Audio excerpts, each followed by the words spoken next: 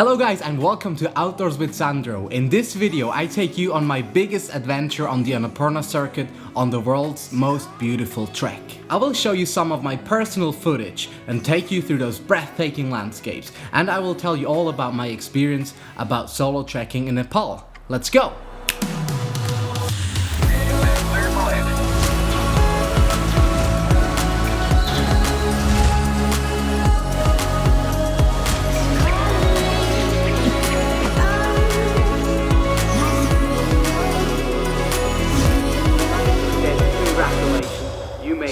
Here at 5,416 meters.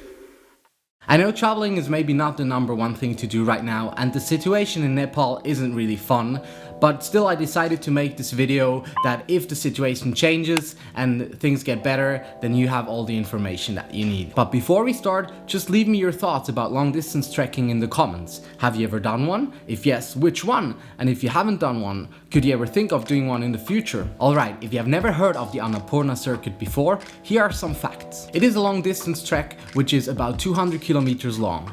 You are circling the Annapurna Mountains, which is a mountain group in the Himalayas in Nepal. And it takes you about 2 weeks to finish the whole tour, depending on where you start and where you finish. During the trip, you cross several climate zones. You start in a tropical area and then you make your way all the way up to the Thorong La Pass, which is 5,416 or 10? Let me see. Yes, which is 5,460 meters above sea level. 60 or 16? Which is 5,416 meters above sea level. The ways are mostly well maintained, so you don't have to climb and it's not that dangerous. Also, there are villages within 3 or 4 hours walking distance along the whole circuit, so that means you don't have to bring a tent or too much food because you stay like in an accommodation every night. Mostly there are other trekkers on the road, so if you're really in trouble and you need some help, you will find someone, and that makes it the perfect trek to do by yourself. It was about 3 years ago when I first heard about the Annapurna Circuit. I was playing with the thought of doing it, but I never really committed to it.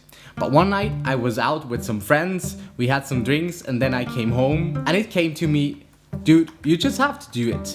So I went on the internet, looked up some flights, and I just booked them. So there was no turning back from that point. Due to my work schedule, I had to book it in July and August, which is not perfect because of the monsoon. It would be better to go between December and May because the conditions are just perfect during those months. But it's less crowded in the monsoon season and it doesn't rain all the time, so it was totally manageable. You have to know that during the rain season you don't have the best mountain views, obviously, because of all the clouds. But on the other hand, the forest and fields, they are so green, you have never seen a color like this before. We never got poured on during the whole trek. There was some rain in the morning sometimes, but I had a rain jacket and an umbrella and I was never soaked in water. I bought some essential equipment, like a backpack, this big guy, a little travel pillow, because I just like my beauty sleep, a thin sleeping bag inlay, mostly for hygienic reasons, because the accommodations were not even that clean, so you're happy for an extra layer between yourself and the mattress. And very important, like really comfortable shoes, because you'll be walking and walking and walking, and if you get blisters and stuff like that, it really slows you down. I also went to the doctors to get my mandatory vaccines and some malaria meds, because in some tropical regions of Nepal you need to have them. So the big day arrived and I went to the airport and started my 12-hour journey. I flew over Istanbul, then landed in Kathmandu, and already when we were flying towards the city, I looked out of the window of the airplane and I was overwhelmed. It was just a landscape that I had never seen before. I arrived at the airport and then you have to apply for a tourist visa depending on how long you stay. I had one for 30 days, which costed about $50 and the process is quite easy. You just fill out a form and then you go to a desk, you get a stamp, just standard, I guess. I booked 2 nights in a hostel in Kathmandu. I took a taxi to get there and I was really excited to go discover the city. And I learned my first lesson because I obviously looked like the biggest and dumbest tourist in the whole world with my blue rain jacket and my camera. And yeah, I almost got ripped off twice. One guy gave me a free city tour, and after that he wanted me to buy groceries for his whole family.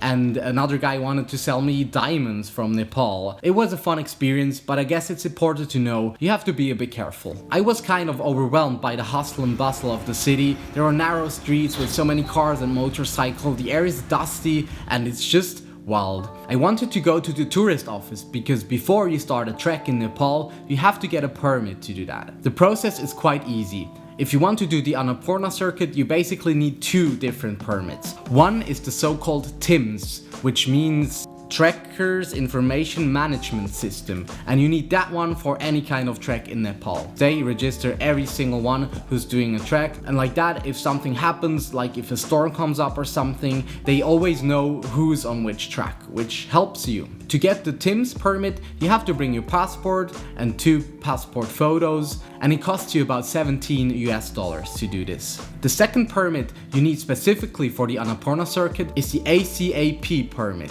which means Annapurna Conservation Area Project. This is basically your entry fee in the Annapurna Nature Resort, and they use that money to maintain the ways and conserve the nature around there. To do that, you also need 2 passport photos, so in total you need to bring 4 pictures, and it costs about $27. So both permits are in total less than $50. I went back to the hostel, and there I learned a really important lesson about traveling solo. I was having my dinner alone, and all of a sudden I found myself in the middle of like 10 people, everyone from a different place in the world, and we were having such a good time together. I also met Jeremy, a guy from Austria who is also planning to do the Annapurna Circuit. For me it was a huge relief because I already met the first person doing the same thing as I did, so we decided to take the bus together the next morning to start the trek. In the afternoon we arrived in Besisahar, where the Annapurna Circuit starts, and we were really excited to start our hike. But already after 30 minutes we faced our first problem,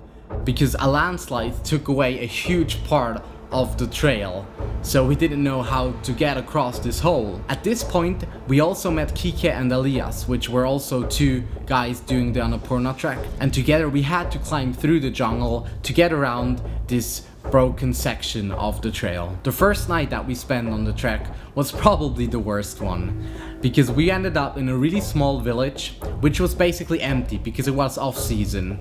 So I also think that the people there didn't really maintain their accommodations. So we found a room, and it was like really the worst room. Everything was dirty and there were mosquitoes flying around, and I was already thinking about just stopping the whole trip.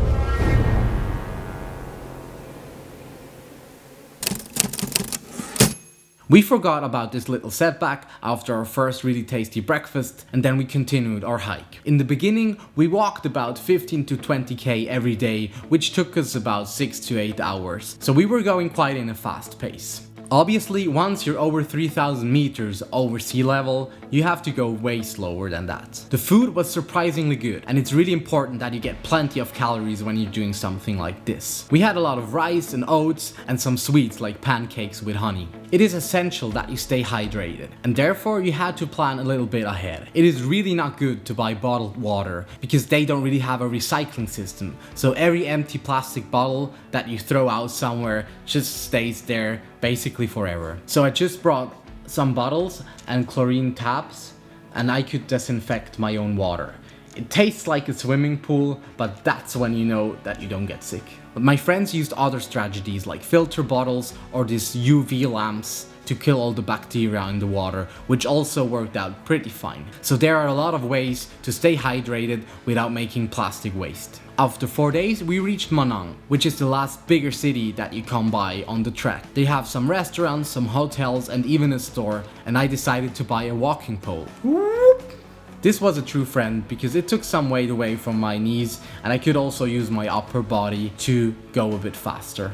Manang is at 3,500 meters above sea level, and that's perfect to spend at least 1 extra day to acclimatize, because the most dangerous thing on the track is actually the mountain sickness that you can get above 3,000 meters. This sickness can't be underestimated because you could die from it. It starts with a little headache and you get dizzy, and that's basically normal, but that's when you should wait and see how your body reacts, because if you go further up and it gets worse, you could end up in real trouble. If it gets really bad, the only thing that you can do is go down for at least 1,000 meters, and if you're by yourself and if you don't feel good, that's really risky. Basically, just take your time to acclimatize and listen to your body.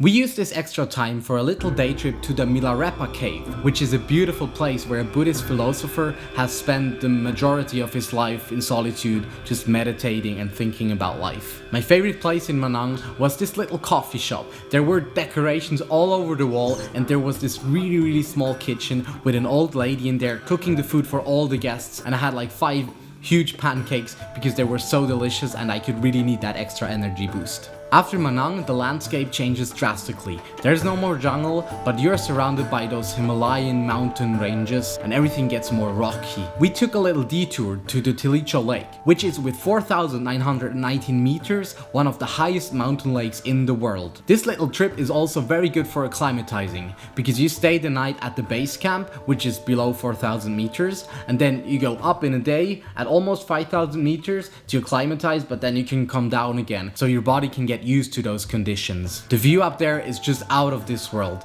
You have this mountain lake and it's just absolutely quiet up there. After 9 days on the Annapurna Circuit, we made it to the high camp, just before the Thorong La Pass, the highest point of the whole journey. We stayed a night at the high camp because we wanted to have the most exhausting part of the hike just right in the morning when we have most energy. One of the best memories I have from up there was my shower. Well, if you can call it a shower, it was more like a hose down. I was out there at like almost 5,000 meters above sea level. It was freezing cold, but I just wanted to have this shower, so I just hosed myself down, and this is definitely a memory that I will never forget. On the next day, we started before sunrise, because like that we had the best views on the amazing 8,000 meter tall mountains around us. The vibes up there were just fantastic. It was quiet, just a little wind, and you could hear your own breath while you made it up there step by step by step. I was so out of breath because the air is just so thin, and all of a sudden I saw the sign. I saw the peak of the Thorong La Pass. It said, "Congratulations, you made it, you're here at 5,416 meters." And the feeling I had was just, I don't know how to describe it. I was so happy that I was there with my new friends that I made, and we just celebrated as long as we could because it was really cold, so we wanted to get down quite fast after we made it up. During the next days, we found ourselves again in a complete different landscape. There was no more jungle, there was no more mountains, but there was desert with beautiful green islands where the people built their villages in the middle of them. Approximately after 2 weeks, we arrived in Jomsom, which is another bigger village. They even have their own airport. Because the time was running out and I wanted to see a little bit more of Nepal, I decided to stop the trek at that point. We took a bus that brings you to Pokhara, and this was the worst bus ride I ever had in my entire life.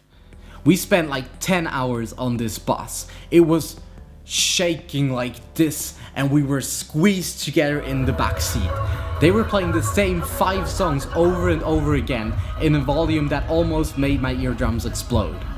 The bad roads were even worse because of the rainy season, so at one point we even had to get out and push the bus because it was stuck in mud. But then finally, in the middle of the night, we arrived in Pokhara. In hindsight, I would really consider taking a flight. But the problem is that you never know if the airplanes can start or not because of the weather conditions. The time in Pokhara felt like a wellness treatment after this hike. I went to a barber shop because I didn't shave my face for 2 weeks. We ate so much good food, we ate those beautiful fruit bowls, and we were just living like kings. I even went to a gym after a few days, which was such a fun experience because, yeah, obviously the gyms there are completely different from what we are used to here. Finally, I took the bus back to Kathmandu, where I stayed 2 nights in a hostel again, and then I left to go back to Switzerland. So I can say this trip has really changed my life. I arrived in Kathmandu alone. I was a bit scared, I didn't know what to expect,